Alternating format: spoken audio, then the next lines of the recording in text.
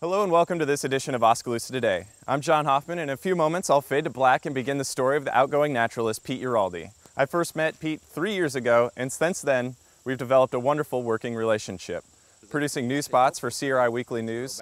When you put all this ash into the soil, it acts as fertilizer. And feature segments for the kids show. It's all yours, Pete. Pretty friendly guy, just like a house cat. I know I'm not alone when I say I'll miss Pete.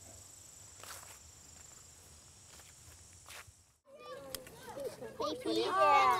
You know the little chicks that we have? Oop, careful there, Matthew. Yikes.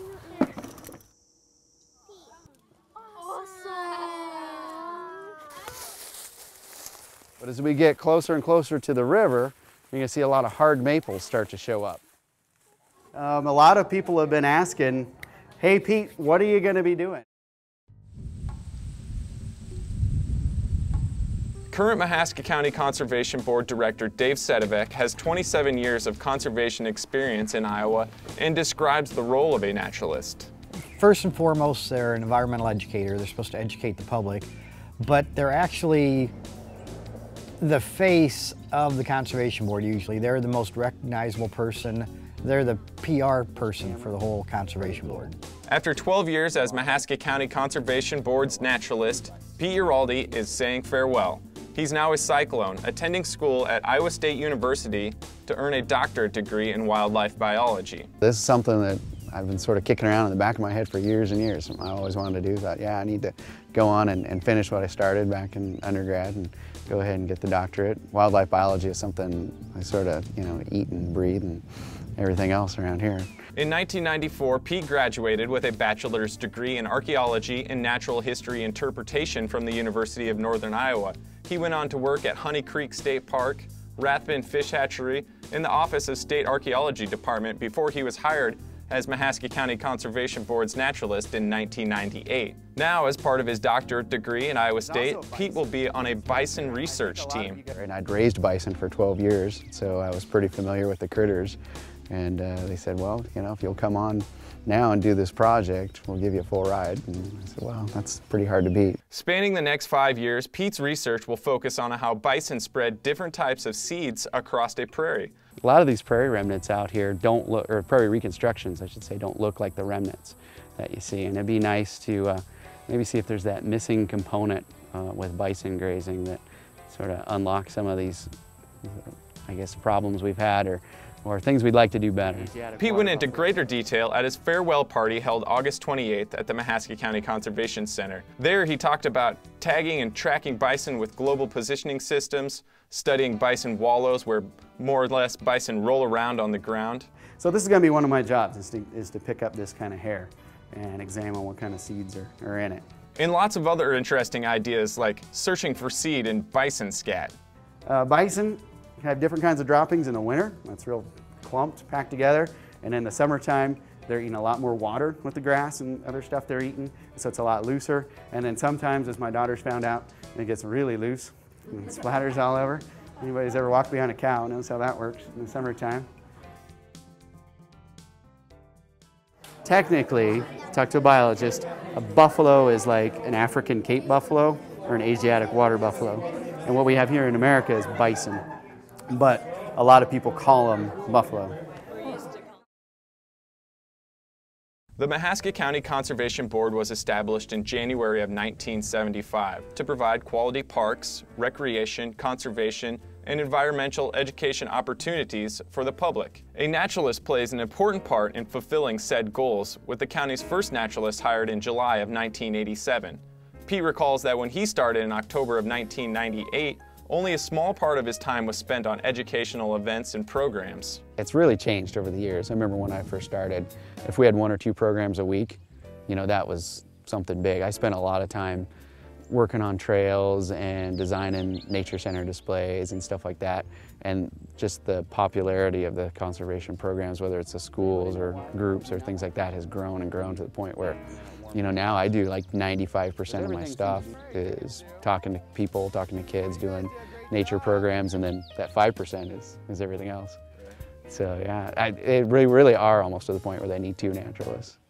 1999 was Pete's first full year as MCCB's naturalist, hosting programs for a total of 7,300 people that year. 10 years later, in 2009, 19,350 people, and the total number during his 12 years, just shy of 149,000 people came to an event or program hosted by Pete. I don't think Pete even realizes how much he's meant to the community. I mean, and I've seen that in just the 3 months I've been here. Is the kids and even the adults, and we've got summer help here working that wanted to work out here because ever since they were a kid, you know, they knew Pete and stuff, and we actually have a couple that are thinking about going to school to be a naturalist because of Pete's influence on them.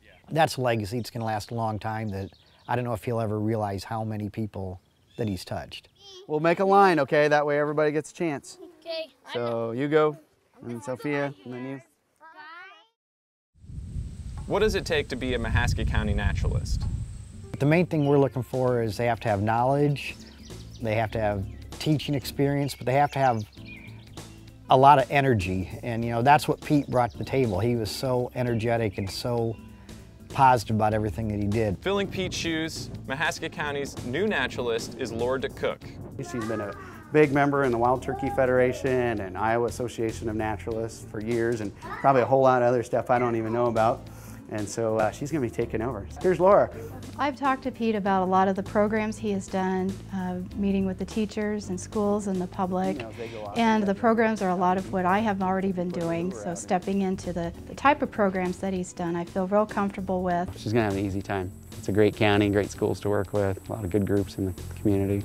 DeCook earned an elementary education degree from Simpson College and has been working as a naturalist in Iowa for the last 9 years. She has worked in Appanoose and Warren County. The challenge will just be getting to meeting new people and becoming acquainted in the community, and it's something I look forward to. DeCook started as MCCB's naturalist August 23rd. Conservation Board Director Dave Sedivak had this to say before DeCook was even interviewed and hired. Pete has an unbelievable program here, so whoever comes in, the downside is they're following Pete, but the upside is they're following Pete. Mindy Archer is a 5th grade Oskaloosa school teacher and understands the value of a naturalist periodically presenting to her class. Very thankful that Russell Wildlife has decided to fill his position with Laura DeCook, and she'll be coming in as our new naturalist. I know many of our elementary teachers that are here today to see Pete on his farewell day are just excited because we are wanting to get her into our own classrooms because we just desperately enjoy having that naturalist come in and support our school programs.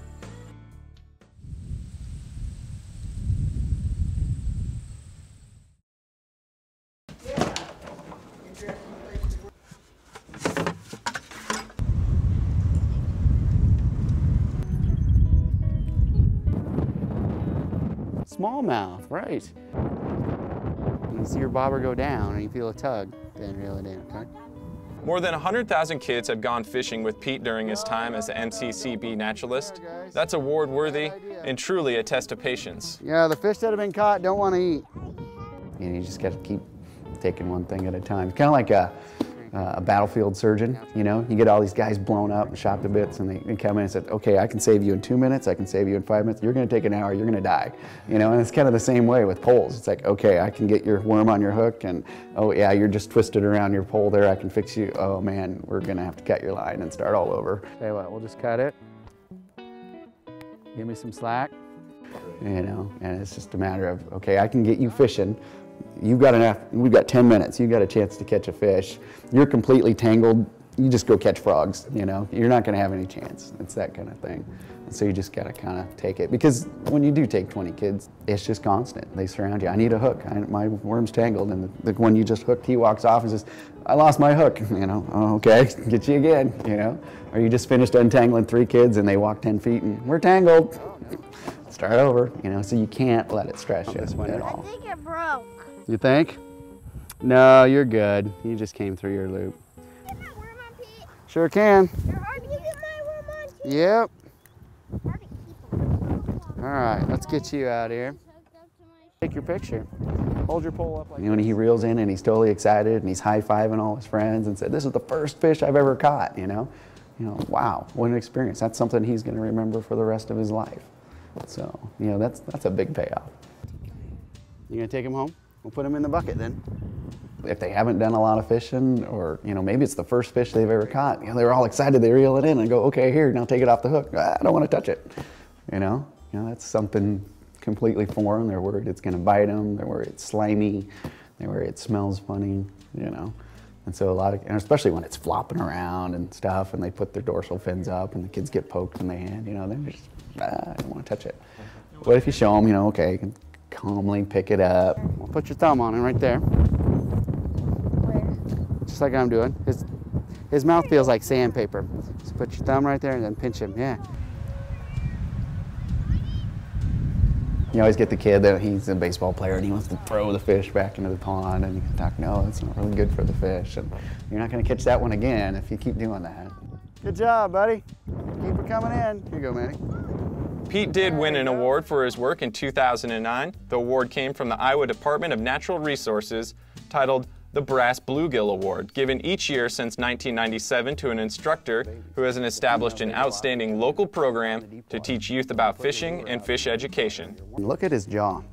His lips go past his eye. They're behind his eye. That's how you know it's a largemouth. It's a nice honor to be recognized for what you do.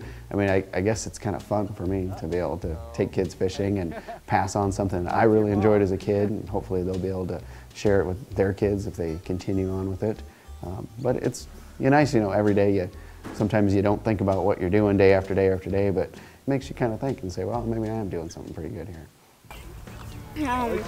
Felt a joke, and then I just started pulling backwards and started reeling.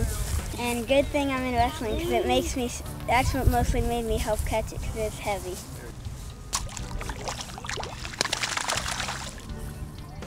But fishing programs are not the only thing that Pete's done. Gosh, about anything you can imagine with critters and outdoor recreation. So we do canoeing, we do kayaking, we do camping, we do hikes, backpacking stuff, anything that has to do with animals, snakes, bird watching, hunting, just general nature study, fossil hunting, looking at rocks, geology, botany.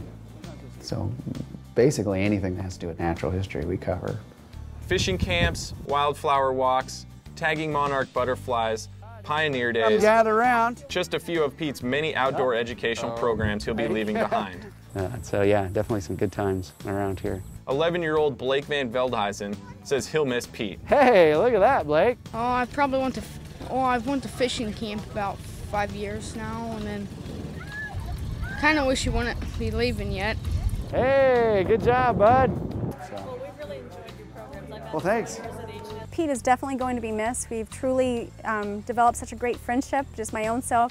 I've worked out here at Russell Wildlife volunteering with him. Okay, sure. Yeah, John's responsible for that. And my boys have grown up just knowing Pete, and he's just a wonderful person. So I know as elementary we're going to miss him dearly. Just seeing that light bulb in kids, like, yeah, that's why I'm doing this. Is, get the kids out there and show them that we've got some really neat stuff in Iowa. You just got to go find it. He's gonna miss it for sure. Pete Uraldi's now 39 years old. He was born and raised in Northern California, where he spent a lot of time with his family in the outdoors. All that leading him on a career path to Iowa and to Mahaska County, where he spent 12 years as Mahaska County's naturalist. I'm John Hoffman, and thank you for watching this edition of Oskaloosa Today. Farewell, Nature Pete.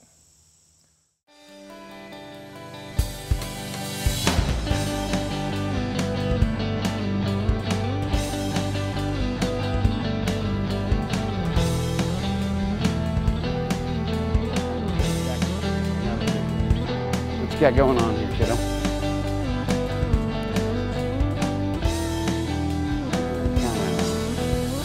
Angle up there.